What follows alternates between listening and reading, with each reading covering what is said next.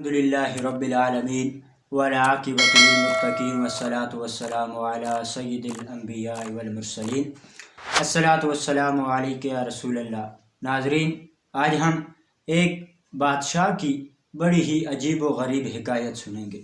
ناظرین، ایک دفعہ ایک بادشاہ نے اپنی سلطنت میں وزیروں سے کہا کہ میری سلطنت میں اعلان کرا دو کہ جو شخص سب سے بڑی بے وقوفی دکھائے گا میں اسے انعام و اکرام سے نوازوں گا۔ تو ہر شخص آتا گیا اور اپنی بے وقوفی دکھاتا گیا۔ بالآخر ایک شخص ایسا بھی آیا کہ جس نے بے وقوفی دکھائی اور اس کی بے وقوفی وزیروں کو پسند آئی، اور وزیر اس کو بادشاہ کے پاس لے آئے اور بادشاہ سے کہا کہ بادشاہ سلامت، یہ شخص سب سے بڑا بے وقوف ہے۔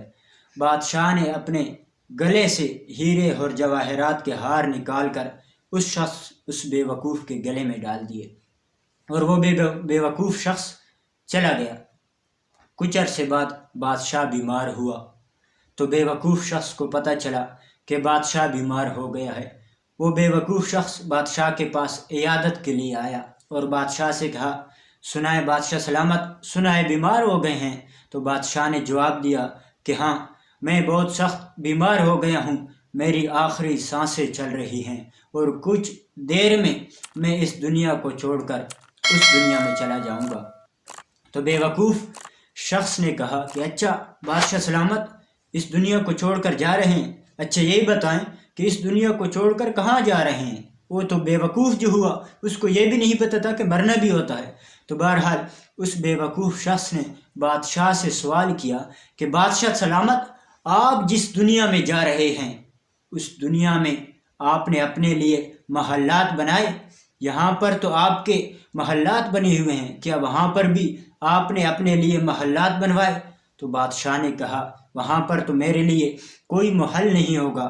تو پھر اس بے وقوف شخص نے بادشاہ سے سوال کیا کہ بادشاہ سلامت، یہاں پر اس دنیا میں تو آپ کی خدمت کے لیے ہر وقت خدام موجود ہوتے ہیں، جیسے ہی آپ حکم کرتے ہیں آپ کی خدمت کی تکمیل ہوتی ہے۔ اچھا بادشاہ سلامت، اس دنیا میں بھی آپ کے لیے کوئی خدام ہیں جو آپ کی خدمت کر سکیں؟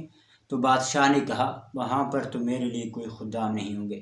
تو پھر اس بے وقوف شخص نے کہا کہ بادشاہ سلامت، اس دنیا میں تو آپ کے پاس مال و دولت ہے، کیا اس دنیا میں آپ کے پاس مال و دولت ہے؟ تو اس بادشاہ نے کہا کہ وہاں پر میرے لیے کوئی مال و دولت نہیں۔ تو پھر بے وقوف شخص نے بڑا پیارا جواب دیا۔ ناظرین ذرا غور کریں، بے وقوف شخص نے کہا کہ پھر بادشاہ سلامت، مجھ سے بڑے بے وقوف تو آپ ہوئے کہ آپ اس دنیا میں جا رہے ہیں لیکن آپ نے اس دنیا کی جانے کی تیاری نہیں کی، نہ تو وہاں پر آپ نے کوئی مال و دولت بنایا، نہ تو آپ نے کوئی محلات بنائے، نہ تو آپ کے لیے وہاں پر کوئی خدام ہوں گے، پھر مجھ سے بڑے بے وقوف تو آپ ہوئے۔ اس بے وقوف شخص نے اپنے ہیرے اور جواہرات کے ہار نکال کر اس بادشاہ کے گلے میں ڈال دیے۔ تو ناظرین ذرا سوچئے، ہمارا حال بھی اس بے وقوف بادشاہ کی طرح تو نہیں کہ ہم دنیا کی رنگینیوں میں اتنا کھو گئے کہ فکر آخرت ہی ہمیں بھول گئی، اتنا دنیا کی رنگینیوں میں کھو گئے کہ ہم اللہ تعالیٰ کے ذکر سے غافل ہو گئے۔